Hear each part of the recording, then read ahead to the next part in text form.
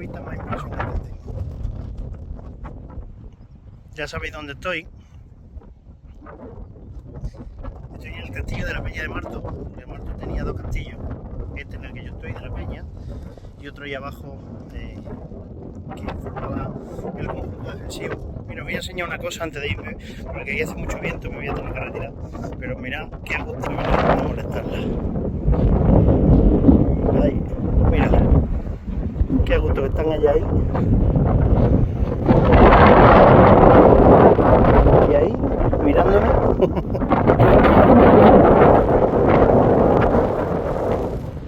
Tenía yo que venir a molestar. Bueno, mira, porque estoy en la parte de la torre del homenaje del Catón, perfectamente en la saetera. Ahora mismo se puede, si se entrase por ahí, entraríamos a lo que es la segunda planta. Hay plantas inferiores, como se ven aquí. Me he ido encontrando, conforme subía por el sendero, me he ido encontrando cerámica de todo tipo, de época. Y es que es verdad que estuvo habitado durante toda la época. Ya los íberos tenían aquí un importante oppidum que se llamó Tucci. Después también formó parte dentro de la Bética. Los romanos fundaron aquí Augusta Gemela. Y claro, quien realmente cambia porque luego también hubo fortaleza árabe aquí, justo en este sitio también, pero quien realmente cambia veáis, mientras os explico, quien realmente cambia el aspecto de todo este sitio son la Orden de Calatrava, una vez que Fernando III el Santo le entrega la fortaleza después de conquistarla. Y me he venido aquí porque, bueno, fijaros, si lo tengo cerca de mi casa, no lo había enseñado. Voy a pasar de la parte, esta es la parte del Alcazarejo. Voy a pasar por un foso absolutamente natural, que es el que separa un poco las dos partes de la fortaleza. Ese sería el Alcazarejo, como decía. Ahí abajo está el foso, ahora os lo enseñaré mejor. Ahí está la torre del homenaje. Y luego llegaríamos, aquí había de todo. Ahí se pueden apreciar, incluso están totalmente vandalizadas algunas cisternas, había un lagar, aquí hubo bastante vida, la verdad. Además la forma serpenteante del sendero, cuando subas, pues te vas a dar cuenta de que evidentemente le da una defensa fabulosa, aparte de estar donde está, evidentemente, y era de fácil defensa la fortaleza. Este es el foso, que digo, totalmente natural. Se ve que están haciendo aquí limpieza porque han desbrozado todo esto, y ahí arriba algún saco de escombro y demás. Y me voy a asomar a la parte esta para comentaros o para contaros una leyenda. Ya lo he comentado antes. Aquí hay historias desde siempre. Hay un cronicón que siempre me dice, es que me acuerdo, cada vez que lo digo me acuerdo de Manuel Jesús, porque siempre me dice, pero es que el cronicón es falso, acuérdate siempre de eso. Cierto, pero no deja de ser, claro, la leyenda siempre está muy viva aquí. Y este cronicón, aunque es un cronicón falso, pero dice que recoge leyendas mucho más antiguas, y nos hablan de que cuando Hércules tiene que viajar a hacer los famosos 12 trabajos de Hércules, viaja al extremo occidente, en el que estaría la península ibérica, y viaja para el jardín de las Hespérides. Incluso tiene la feroz lucha con el gigante Gerión de Tarteso, pues para robarle los toros de Gerión famoso. Pues dice, ese cronicón viene a decir que cuando Hércules estuvo en Marto, y habla así de Marto, construye en Marto la tercera columna. Estamos acostumbrados a ver las dos columnas de Hércules en el escudo de Andalucía, que serían el estrecho de Gibraltar. Bueno, pues estoy en Marto, estoy en la Peña de Marto, y estoy en un inmenso menhir telúricamente muy poderoso, en el que, bueno, ya veis las vistas que tengo aquí, y que se denomina en ese crónico como la tercera columna de Hércules. Me voy a bajar un poco más abajo porque el viento aquí seguramente os resulte molesto. Aquí llega un momento en el que la Orden de Calatrava tiene tiene su máximo esplendor y es una de las principales fortalezas, que tampoco es que tenga mucho sentido, porque había fortalezas mucho más poderosas, también en Calatrava, como por ejemplo el castillo de Jaén, y tampoco hay que esté situado en la frontera, porque ahí tenemos castillos en aquella dirección, tenemos castillos como el de Alcaudete o el de Alcalá, que durante mucho tiempo sí que fueron verdaderas fronteras contra los musulmanes. Entonces, pero el castillo de Marto siempre estuvo relegado a una segunda posición, tuvo una importancia más que notable en todo lo que son las tierras de Calatrava. Ahora os comentaré algo que se puede leer en la crónica del condestable Miguel Luca de Iranzo, bueno, en la crónica de los hechos del condestable Miguel Luca de Iranzo, y que es verdaderamente inquietante y que da mucho que pensar sobre la importancia que tenía este sitio. Y es que, bueno, ahora entraré en eso, pero quiero comentar antes de irme de aquí, porque desde aquí, desde donde estoy, me voy a asomar para que lo veáis, que es verdaderamente impresionante. Hay una vista preciosa de la ciudad de Marto, mira qué cosa más bonita. Bueno, pues como veis, una montaña un tanto escarpada, ¿verdad? Bueno, pues aquí hay una leyenda, que se sabe que es una leyenda falsa, también os lo digo, ¿vale? Que no se le puede dar mucha credibilidad, porque básicamente porque es la repetición de hechos posteriores. Hubo un rey, Fernando IV, al que aquí se le pone un mote, y se le pone el mote del emplazado, el emplazado. ¿Por qué?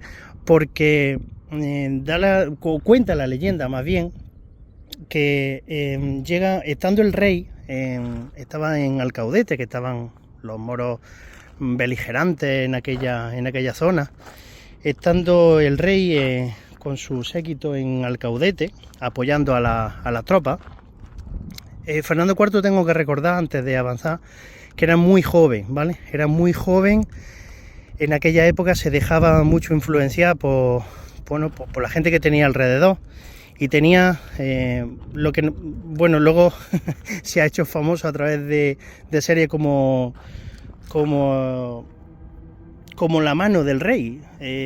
La mano del rey, nosotros nunca le hemos llamado la mano del rey, evidentemente, eso ya digo que pertenece a una serie, pero era el privado del rey. Juan de Benavides en aquel momento era el privado del rey, y llega, estando el rey, como digo, ahí en Alcaudete, llega a oídos del rey que los verdaderos culpables del asesinato de su privado, de Juan de Benavides, eran los hermanos Carvajal.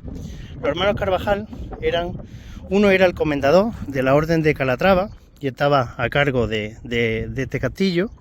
Otro era uno de los priores, era Diego de Calatrava y Juan de Calatrava. Bueno, pues llega a oídos del rey, que son los verdaderos culpables del asesinato de Benavides, y el rey los manda a llamar. Tienen un juicio, bueno, juicio por llamarlo de alguna manera. Evidentemente el rey los condena, y sin ninguna prueba, por supuesto, los condena y los meten en una jaula, que ya de por sí la jaula tiene narices. Bueno, pues los meten en una jaula llena de pinchos y los tira desde aquí, desde esta zona, los tira para que se despeñen, bueno, pues ladera abajo, ladera por llamarla de alguna manera. Cuando fallecen, evidentemente, llegan ahí abajo. Voy a ver si puedo dejar el móvil quieto y hago un pequeño zoom, porque desde aquí seguramente se va a ver. Exacto. Ahí, joder, qué bien, que he tenido cierto. Ahí llegan a lo que hoy se llama la Cruz del Lloro. En su momento se llamó las Tres Cruces, hoy es la Cruz del Lloro, ¿vale? Bueno, pues llegan ahí y evidentemente mueren. Pero cuenta la leyenda, y mientras cuento esto voy a ir avanzando un poquillo más adelante para que veáis un poco más la fortaleza. Cuenta la leyenda que justo antes de morir, el mote del emplazado al rey le viene porque le emplazan. Cuando el rey o le leen la condena y que van a matarlo, los hermanos parece que miran al rey y le emplazan y le hablan así, le dicen: te emplazamos a que en el plazo de un mes te enfrentes al tribunal divino. Básicamente le estaban diciendo al rey que en poco tiempo iba a morir. Iba a morir y que, bueno, tú nos has condenado a nosotros de una manera totalmente injusta por hacer algo que nosotros no hemos hecho. Bueno, pues prepárate porque tú vas en menos de un mes te vienes con nosotros, para que sepa que va a morir. Claro, evidentemente la carcajada del rey, pues prácticamente se escuchó en todo el reino, ¿no? Y decía, bueno, un rey en 24 años, ¿qué va? Total, que hay un cuadro que ahora voy a ver si puedo pausar el vídeo y ponéroslo. Mira qué cosa más bonita, lo que pasa es que está totalmente vandalizado. Bueno, que durante muchos años aquí se subía la romería y es inevitable y evidentemente no se sabían las cosas que se saben ahora, pero bueno, no me quiero desviar del tema. Hay un cuadro de Casado de la Lisán que está ahora mismo en el Palacio del Senado, en el que se ve esa escena, el momento del óbito del rey, el que el rey está falleciendo, y se ve la figura fantasmal de los hermanos Carvajal diciéndole: te dijimos que en menos de un mes iba a estar aquí. Y es que el rey llega un momento en el que se puso muy enfermo. Hay un momento en el que parece que mejora su salud, se despierta una mañana, come mucho, bebe mucho y cuando se va a la cama nunca más volvió a despertar. Qué precioso. San Amador, Santa Marta. Fijaos que también hay muchas leyendas que dicen que Santa Marta está construida sobre las profundidades del templo de Hércules, pero bueno, eso es otra historia y otra leyenda que os contaré. Me subo aquí porque aquí tenemos una perspectiva mucho mayor.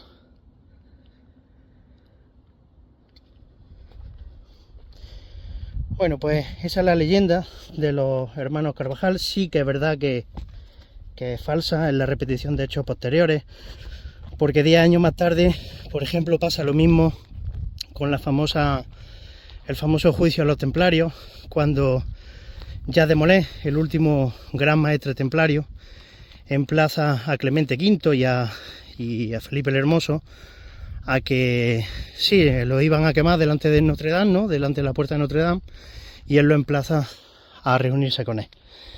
Por eso, básicamente por eso se sabe que es una leyenda falsa. Pero aquí la tenéis, la fortaleza. Venid a verla porque es absolutamente impresionante, preciosa y merece mucho la pena subir. Y bueno, antes de despedirme, os decía al principio que estaba de celebración, porque bueno, es algo totalmente, desde mi punto de vista, es algo totalmente anecdótico, pero es verdad que me ha mandado un correo en YouTube felicitándome porque he conseguido un hito para ellos muy importante, que son las 4000 horas de visualización de los vídeos. A mí me parece una verdadera barbaridad. Evidentemente os lo agradezco mucho, porque me parecía algo inalcanzable. Yo no le hacía ni puto caso, la verdad. Pero parece que hemos llegado a 4000 horas de visualización. Si tenéis en cuenta que yo los vídeos que hago duran 15-20 minutos, 4000 horas de visualización es una auténtica barbaridad. Y bueno, ahí están. Daros las gracias, como siempre. Evidentemente, aunque ya tengo más de 1200 suscriptores, pero no está de más decirlo, nunca lo suelo decir, pero no está más decirlo que si no estáis suscritos, que os suscribáis al canal, que le deis a la campanita y así, cada vez que salga un vídeo nuevo, os va a llegar un aviso. Así que voy bajando para abajo y muchas gracias por ese hito que para Facebook parece que es muy importante y que no es más que la consecuencia de que los vídeos os gustan. Yo lo hago con mucho cariño y os lo hago para enseñaros las cosas que tenemos alrededor y ahí están, ¿no? Muchas gracias. Perdón, un inciso. Esto es algo que me suele pasar mucho. Tengo en mi cabeza tantas cosas que quiero contaros que me atropello y luego al final, cuando he terminado el vídeo, cuando me he despedido, me he dado cuenta de que no he contado algo. Y la mayoría de las veces, bueno, lo dejo pasar porque algunos me escribí por privado, que la verdad que os lo agradezco. Me preguntáis cosas por privado y ahí también os cuento muchas cosas que en el vídeo no cuento. Algunas veces porque no son políticamente correctas. Bueno, yo lo cuento casi todo, ¿vale? Pero es verdad que alguna cosilla se me olvida. Y es verdad que antes os he comentado que os iba a decir algo que aparece en las crónicas del condestable Lucas de Iranzo. Es que Lucas de Iranzo, para el que no lo sepa, porque seguramente que hay gente que ve este vídeo que no sepa quién es, Lucas de Iranzo fue un personaje súper importante en Jaén. Era conde de Montizón y ya en la guerra de Granada, a mediados del siglo XV, comandaba una unidad de lanza, 250 caballeros, lanceros, en la conquista de Granada. Y fue un personaje muy importante, evidentemente con mucho vínculo con el rey. Y bueno, os contaré algo más de él, evidentemente, porque es un personaje que no nos podemos perder en Jaén. Pero más adelante, yo le hago mención a él porque estoy en la Peña de Marto, porque estoy en el castillo Calatrava de la Peña de Marto, porque os he hablado de la leyenda de los Carvajales, de Diego y Juan de Carvajal.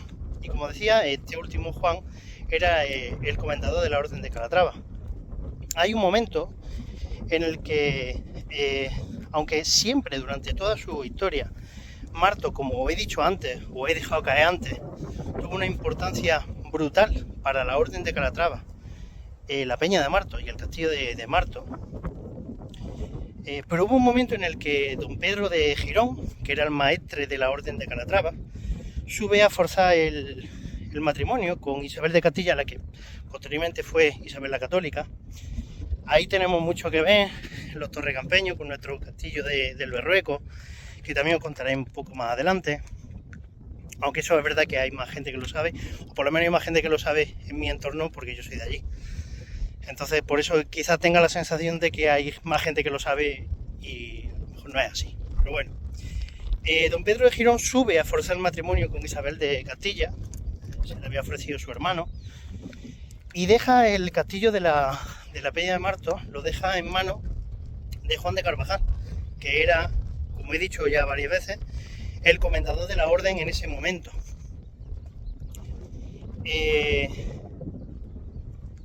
Hay una cosa curiosa que se narra en la crónica del condestable Iranzo, que viene a decir que Juan de Calatrava, el comendador de la Orden de Calatrava en ese momento, custodio del castillo de Marto, dice que apoya la sublevación de la nobleza andaluza basándose en la joya y el tesoro que don Pedro Girón, cuando subió a forzar el matrimonio con Isabel la Católica, había dejado bajo su custodia en la Peña de Marto.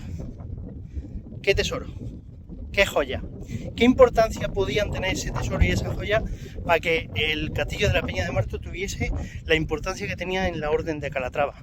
Que básicamente desde que Raimundo Serra, que es el fundador, el abad de Cítero, que bueno, a través de la famosa deshonra de los templarios de Calatrava, cuando entregan la fortaleza porque no son capaces de defenderla, es cuando el rey le da al abad de Cítero, a Raimundo Serra le da los territorios, y ahí es cuando nace la Orden de Calatrava. Muchos, al menos en temas espirituales, la Orden de Calatrava es heredera y sucesora de la Orden del Temple. Incluso muchos de los caballeros templarios que habían caído se consideró una deshonra porque nunca antes había pasado. Y fue una verdadera deshonra para el Temple. Muchos se adhirieron a la Orden de Calatrava. Pero quería dejaros esa reflexión. ¿Qué joya, qué tesoro y qué importancia podían tener esa joya y ese tesoro para que tuviera en aquel tiempo la importancia que tuvo el castillo de la Peña de Marto? Y nada, si os animáis, pues escribirme y estaré encantado de leeros. Si queréis hacerlo en privado, pero yo siempre digo que es mucho mejor que lo hagáis en público y así pues nos enriquecemos todos y nos sirve a todos para aprender algo, ¿vale? Ahora sí, me despido que ya casi estoy en el coche.